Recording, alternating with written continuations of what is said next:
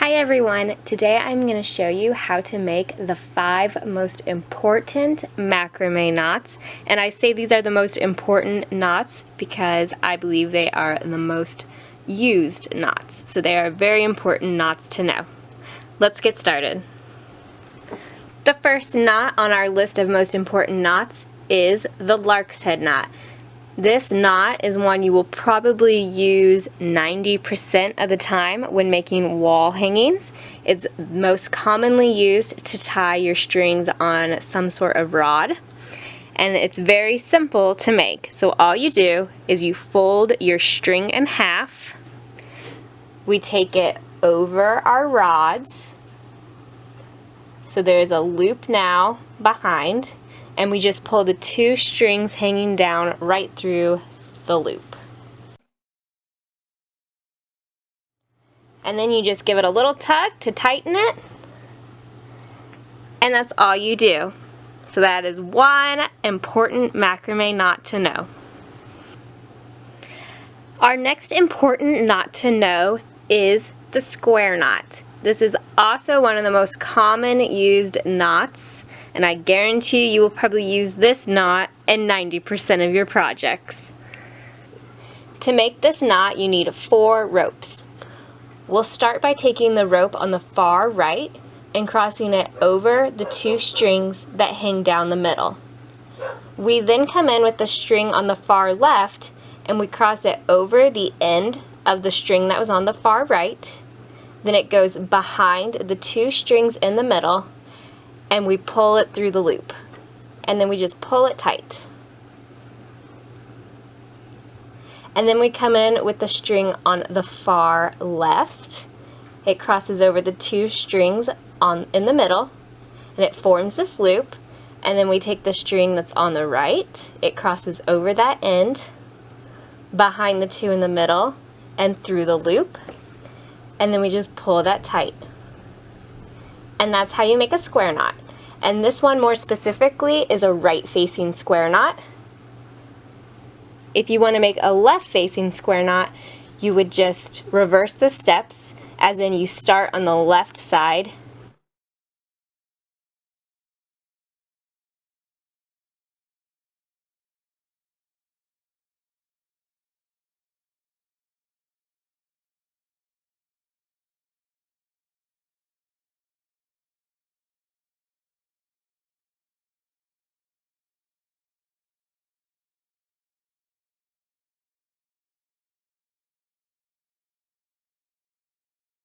And that is how you make a square knot.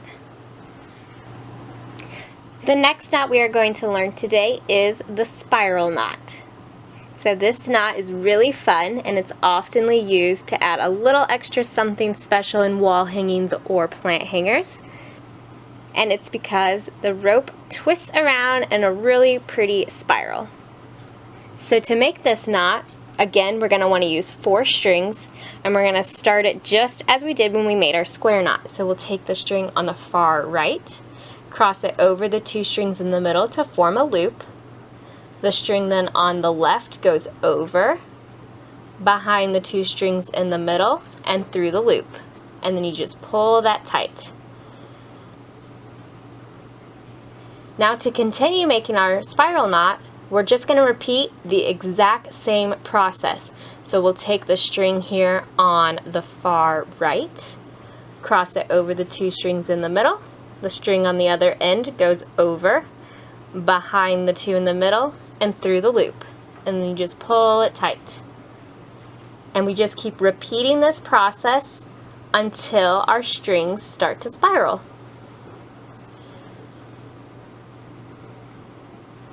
So a way to think of this knot is by calling it half square knots, because that is what we are doing.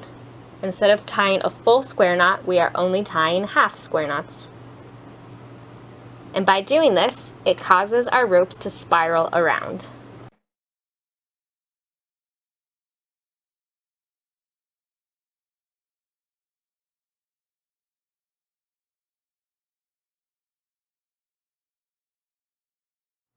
Just like that. And that is how you make a spiral knot. If you want the rope to spiral the opposite direction, you would just start tying your knots from the left side instead of the right. The next knot that is extremely important in macrame is the double half hitch knot. This is another knot that you will probably use in 90% of your wall hangings, so let's learn how to do it. When we make this knot, we will have one string that acts as our leading rope. That means that we're always going to point it in the direction we want it to go. That's usually either horizontally or diagonally. You can also make it so it goes a little wavy, but that's a little more advanced, so let's just learn how to keep our string straight and do it diagonally. We start by pointing it in the direction we want it to go, and we're just going to hold it there. Then we're going to bring up the string directly next to it, and it comes right up behind. We're going to call this string our working rope. That means it's always going to get tied around our leading rope. So all the ropes that get tied around it, those are our working ropes. So when we bring it up, you'll notice it forms a little loop, and all we do is we take that working rope and we curl it up and around and through that loop, and then we pull it tight. And then we're going to do it a second time by taking that working rope in front of our leading rope to form this loop. It curls over and around and through that loop, and we pull it tight. So once we do it twice, it's time to move on to the next string that is next to it. Again, it comes up directly behind to form a loop. It curls up, around, and through the loop, and we just pull that tight. And then we bring that working rope in front to form the loop. It curls around and through the loop, and we pull it tight.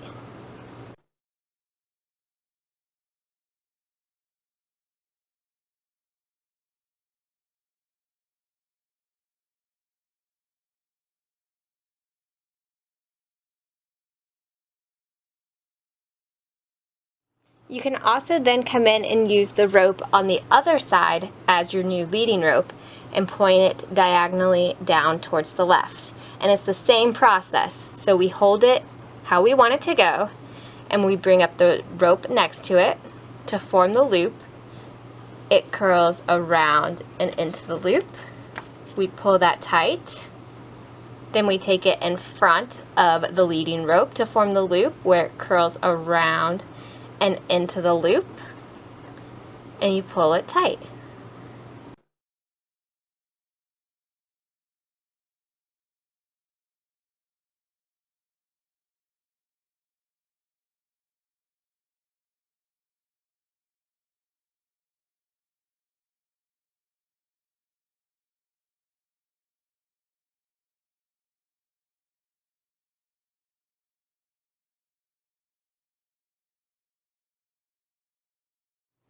And then to connect these two strings here, we just repeat the same process by picking one of these ropes to be our leading rope and the other one as the working rope. So let's say I picked this one as my leading rope. I'll hold it in front of the working rope. I'll pinch it to form the little loop. The working rope curls up and around and through the loop. Pull that tight.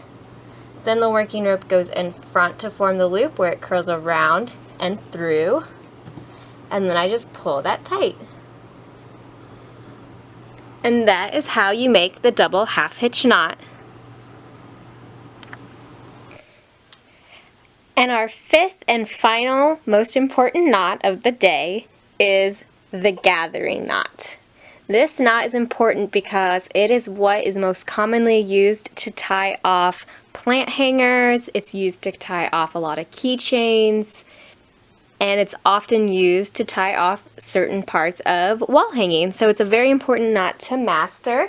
So let's learn how to do it. For this knot, we're going to want to bring in a second rope. We're going to take that rope and fold it in half so we have a loop. We want one end to be fairly short compared to the other end.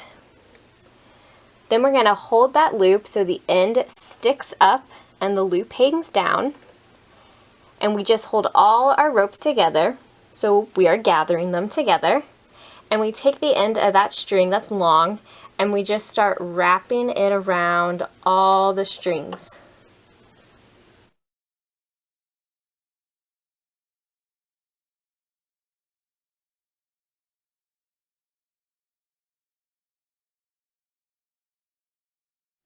And again, you're going to want that short string to be sticking up.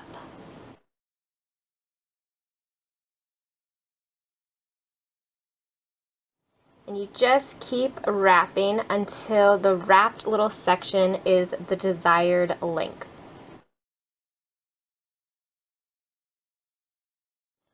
Once it is your desired length, we take that long string and we stick it through the loop. Just like that. Then we are going to come in and we're going to pull on the short string that's sticking up.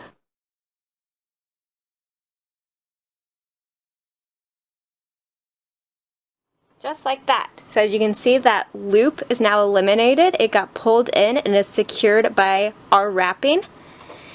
And to get rid of these two ends, we're just going to take our favorite scissors and cut them off.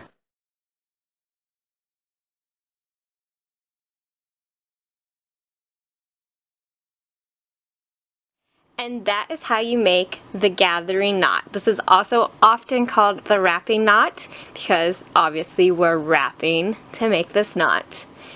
Again, it's often used to start plant hangers, to end them, to end your keychains, and to end certain parts on wall hangings. It's a very important knot to know. So I hope this helped you guys out. And that brings us to the end of the 5 most important macrame knots to learn. I hope you found this video helpful, and thank you so much for watching.